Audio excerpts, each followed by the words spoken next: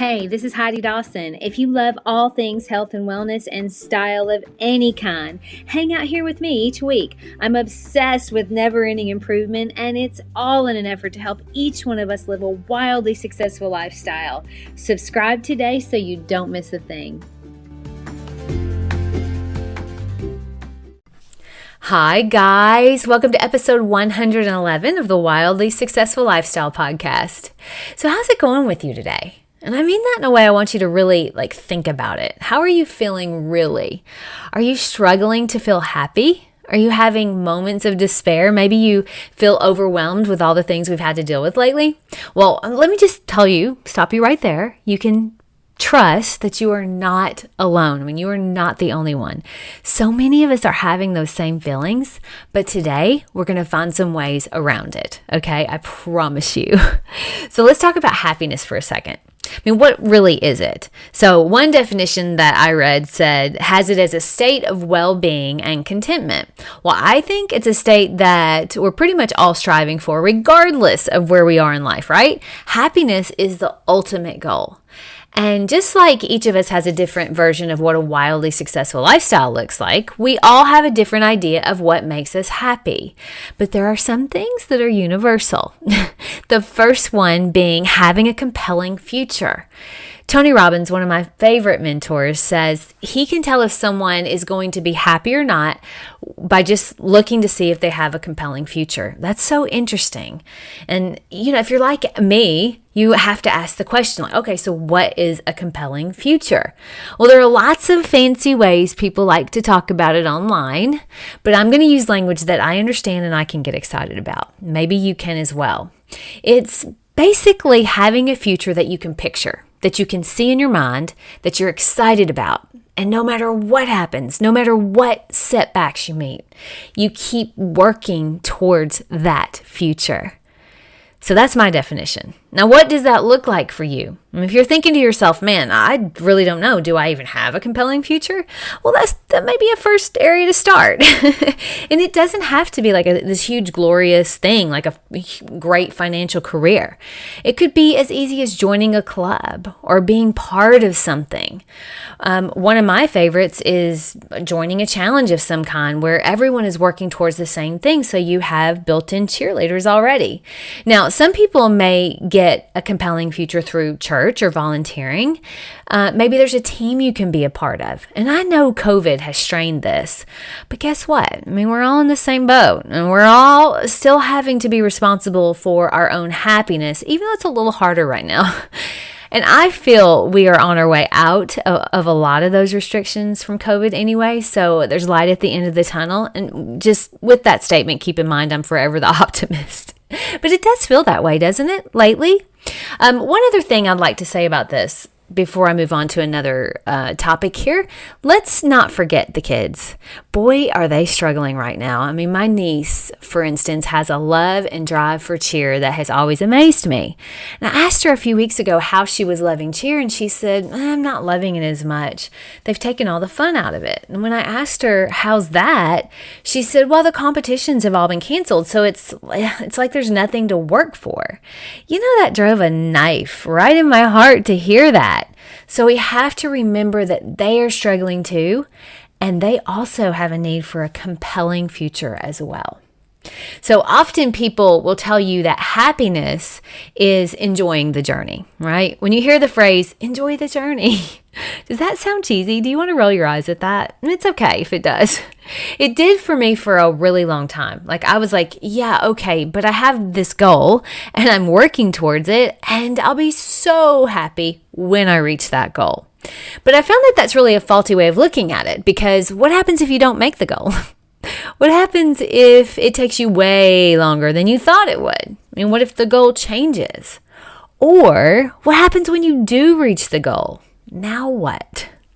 I started this podcast almost a year ago, and it seems like forever, but it also kind of seems like yesterday. I mean, when I started, I had thoughts of I want 10,000 listeners every episode, and I want to make 6 figures, and I want to knock it out of the ballpark every single time for you guys.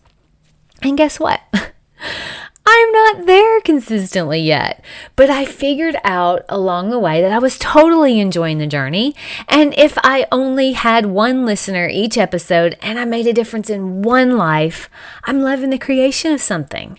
But it wasn't always like that. At first, I would watch the numbers a lot. And sometimes I'd be like, oh, people really liked that episode. And then the next one, the number would go way down. And I'm like, oh my gosh, nobody cares. Nobody's listening. I felt embarrassed that I wasn't further along. But I was also doing a lot of self-work along with creating each episode that I realized when those thoughts would arise, it was just me comparing myself to people that had been podcasting for a really long time. That's never good to do that.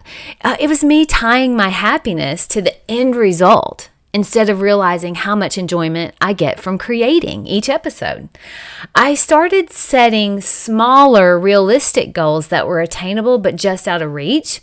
And I also took on the attitude that if I helped no one else but my little sister, who was the only one listening besides my husband when I first started out, even if I just made a difference in her life, I was making the world a better place and making a difference. Another thing that I started doing was giving myself small wins along the way. I made sure that, number one, I don't miss an episode, which makes me happy and proud that I haven't let you guys down. I listen, there's lots of podcasts I like to listen to regularly, and I look forward to them. Like, I can't wait till Thursday because that's when Brooke Castillo puts her weekly episode out. And it's always there, consistently. I know it's going to be there. And I want to give that to you guys as well. If I wasn't enjoying the journey, I'd have stopped like at month 3. So is there something right now where you are tying your happiness to the end result? And maybe it would help to just maybe have a little more fun along the way by making it more fun or rewarding. I mean, this really does apply to every area of your life. Life is meant to be enjoyed, and you should be having fun.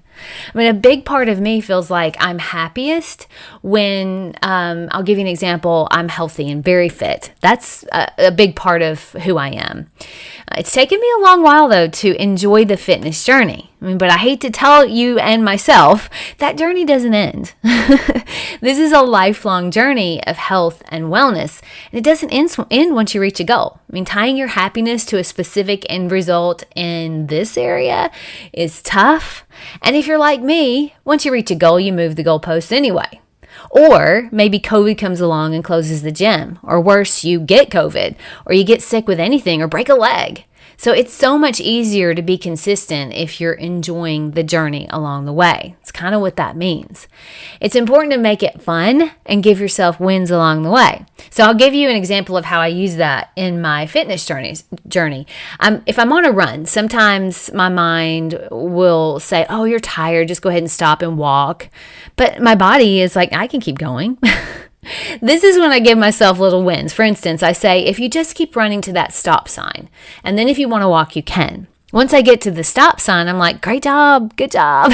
And my body doesn't feel like it's anywhere near needing to stop, so I keep going. And I say, okay, just run to the next light pole. And then at that light pole, I know I can keep going too. So I do.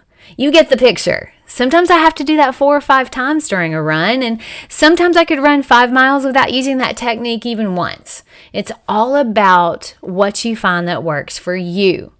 And remember, please don't compare yourself to anyone else. That is the quickest way to lose your happiness.